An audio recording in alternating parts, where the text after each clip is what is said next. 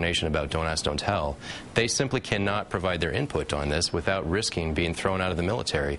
And to get that type of gratitude, that type of email just expressing thanks, it really brings home the importance of ending this discrimination and getting this horrible law off of American books.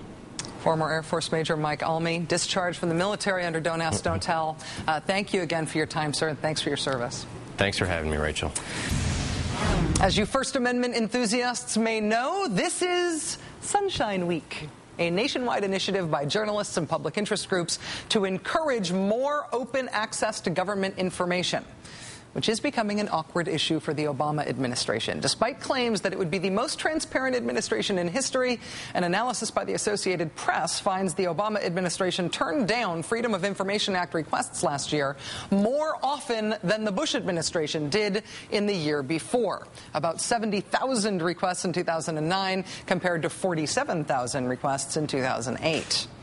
Do you want to hear the single best example I've heard all Sunshine Week about inexplicable government secrecy for inexplicable government secrecy's sake? Newsweek's Michael Isikoff found this one. The CIA just released a letter in response to a lawsuit by the ACLU. Want to see the letter? This is it. A letter from 3 members of Congress to the CIA requesting information on the treatment of a prisoner who was sent to Egypt for interrogation and then to Libya, where he died under mysterious circumstances. This letter in its entirety is posted online at the website of one of the congressmen who wrote it. It's been online since he first signed the letter 3 years ago. Now, through the miracle of the opposite of sunshine, here is the very same letter, as just released by the CIA, with the whole end of it blacked out, redacted. Even though you can get it all unredacted online, and you've been able to get it online unredacted for 3 years. Also, in 15 seconds, everything I just said will become secret. We are joined in studio now by someone I have been curious about and looking forward to meeting for a long time. I've heard a lot about him. You know how here we have MSNBC and CNN and Fox News and NBC and ABC and CBS and then everybody else on your dial? Imagine those all rolled up into one.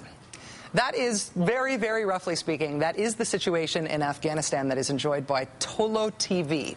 And our next guest heads it up. His name is Saad Mohseni, and he's here joining us in studio. Mr. Mohseni, thank you for your time. Thank you, Rachel.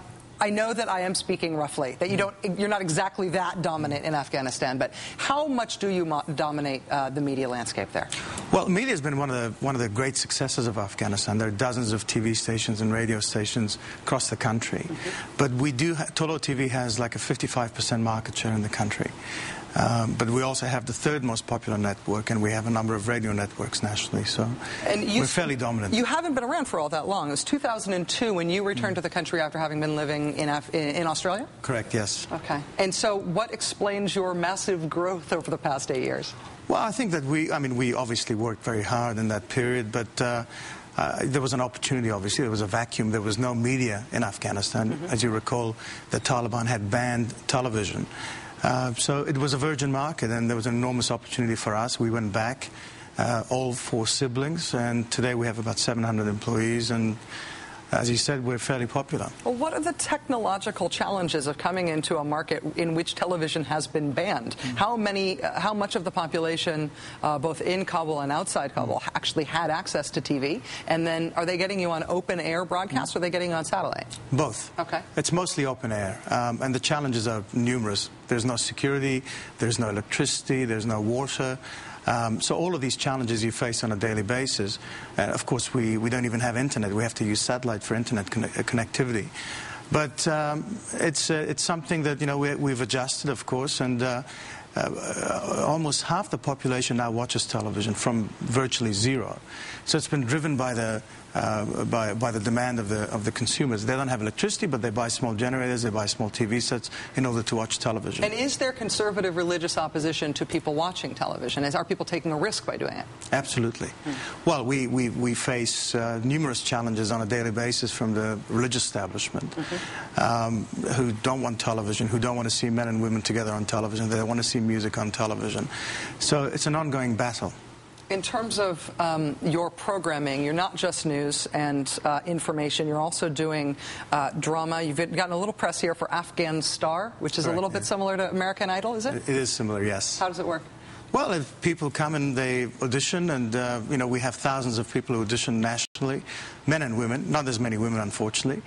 And then ultimately, the people vote using their mobile telephones, and we get millions of SMSs come through, and the public determines as to who wins the competition. We're in season 5 now, and the final is in 3 days. Do you have a favorite? No, You're not allowed to, I suppose. May the best man or woman win. Your restrictions from the government, pressure from the authorities in terms of your news coverage. Have your reporters, your camera teams faced pressure? Have they been detained in terms of what they've been allowed to cover? Well, our people have been detained, they've been beaten up, they've been intimidated, shot at. So the list goes on, and it's a daily challenge for us. Do you to have get the news ongoing out. Negotiations with the government, or is it negotiation at the street level? Well, we have to have discussions with them. Obviously, we talk to them on a regular basis. But it's a classic case of killing the messenger. And they don't like the fact that we report on corruption, we report on nepotism, we report on thuggery, on mafia-type organizations dominating business.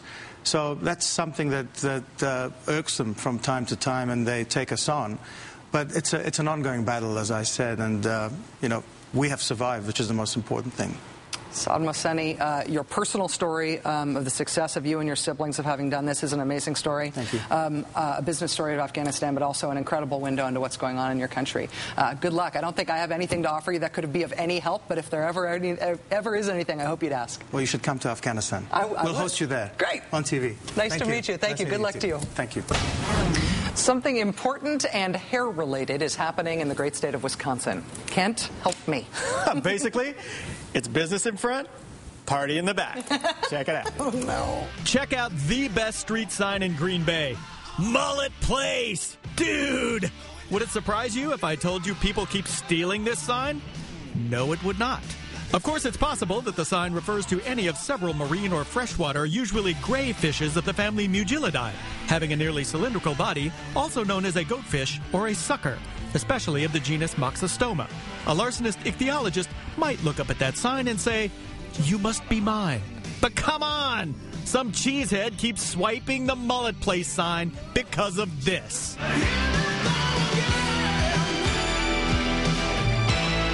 Public Works crews in Green Bay have tried different types of vandal-proof hardware and have even pushed the Mullet Place sign higher up the pole to try to keep it out of reach. Yeah, good luck with that. My general speculation is it's the same group or same person that keeps taking it down. For what reason, we don't know. What reason? How about because it represents the awesome hair metal megastud lurking inside each of us? And if you're looking for suspects, dude, they're everywhere. And if I were you, I'd keep an eye out for this guy. Countdown starts right now. Excellent work.